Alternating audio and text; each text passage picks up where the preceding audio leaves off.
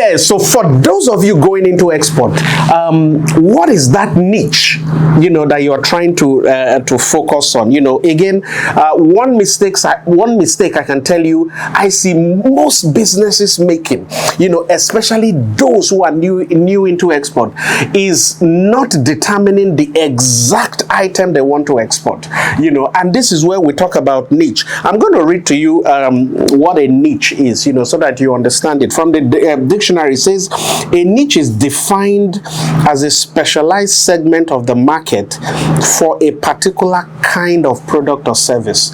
If you look at that definition, it says a specialized segment of the market, and it doesn't stop at a segment. It also talks about having defined a segment, you now take a particular product in that segment. And one thing you need to understand is that all the most successful exporters that I have studied, irrespective of where they are exporting to, they all have a niche that they focus on. You don't see them trying to sell 5, 10, or even 20 different products. Yes, you can reach a time when you start selling, a bunch of products.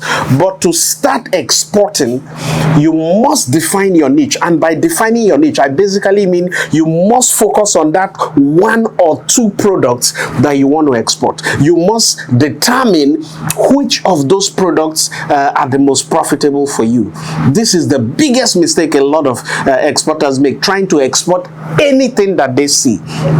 Now, how do you determine the right niche for your product? I'm going to give you about, I've, in my jotting here, I have about 5 key topics that are very important that we see. Now, one is, again, before you go into any business, and export is a category of business, you need to understand what your passion is. What is your passion? What is it that you are interested in? A lot of times people who go into business just to make money, they end up not doing very well in a particular sector. But if what you are trying to focus on is your passion, so do you have passion for cosmetics? Focus on cosmetic product. Focus on building that cosmetic niche. And again, when it comes to cosmetics, again, like I said, with a niche, cosmetics is a segment, and then you now determine that particular product that you're gonna be dealing with. So again, be sure that you are starting with a product for which you have a passion and interest for. Now, the second one again is like conduct market research. This is very important. I've said this before, and I can't overemphasize on it, because when you are starting with export, the wrong thing you want to do is to export a product that nobody wants to buy. And I've seen this in many instances. I always refer to one of our customers, who, he came into the USA, he went to some of the African stores, and he saw products that were selling at an amazing price compared to what they are sold for locally. Cassava flakes, commonly called Gary, so he saw packs that were selling for like $10.99. When he converted it, the equivalent in the local market was about $2-3. And the next thing he did, he went home, shipped about $4,000 worth of the products into the USA, and he couldn't sell it for months, for close to 8 months. None of it sold. And what's the problem there? He did not understand the competition. He didn't check for the demand for the particular type of product that he was sending.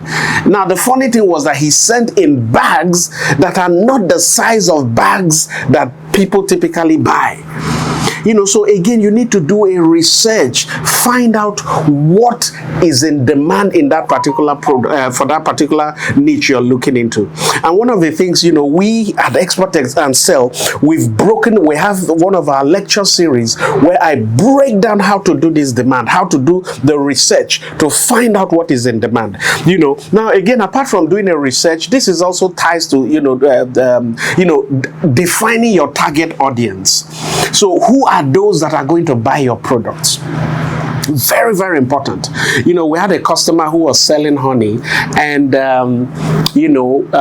we had to create two types of products for her. So one was a 1 liter honey, and who will buy honey in 1 liter box packaging? It's obviously going to be people who do large scale production. So either you are using the honey to produce other things, or you run a restaurant and you have to use honey in large quantities to make whatever it is you're making, pancake and all those type of stuff. So who is your target? Is it the business? Are you going to be selling business to business, or you're going to be selling directly to consumers? So those are things, because the target that you want to focus is going to also determine your packaging, your marketing, your branding. It's going to determine everything about that product. Now the next one is, again, obviously I've said this many times, evaluate your profitability. The worst thing you can do is to start, export a product that at the end of the day, it's not profitable at all. And at Export and Sell, we've developed tools. We're coming up with a wonderful software tool that you can just plug in the dimensions of the item, the price you want to sell, your shipping cost, your marketing cost, and it will spit out the overall profitability for you. Now, this is key. You must run a profit analysis. Don't, and I repeat again, don't go into export if you don't know how profitable that product is going to be. And the mistake a lot of people make is, they just look at the shipping cost, they look at the final cost, and that is it. It's going to be difficult to grow a market just based on those two factors. What happens if there are some things, exigencies that you never expected? So again, running profitability, and we have a tool that we offer some of our customers on how to run the correct profitability. So if you are selling on Amazon, it's going to give you your profitability for Amazon, it's going to give you your profitability for Etsy, it's going to give you your profitability for different channels that you want to sell in. And then the last one again is, after all this, I always advise you test that niche. Don't export a container load of product where you haven't checked if you can sell a pallet. Very important. You need to test the niche. When you have that product, start with a small quantity. How is the response to the product?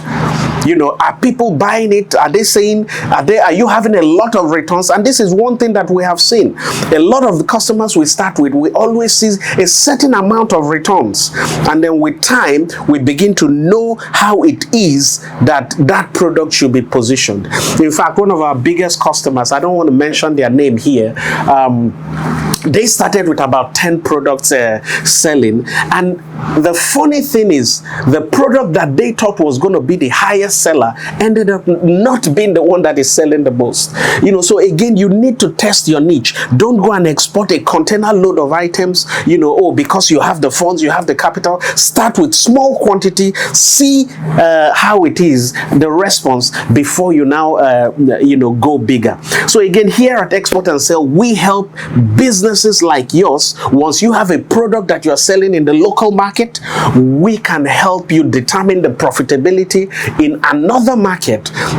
We can run the profit analysis, run the demand analysis. In fact, I have a training that takes you through this process. It's an amazing training. People go through it and they are like, wow. Now the link is going to be down below. I think it's a buyer wealth finder training or so. That's what we're going to label it. It's down below. You can sign up for it. I also have various free webinars, so go to the link below, click the webinar, learn the key things you need about export before you start exporting. Again, don't make the mistake of exporting a product without finding your niche.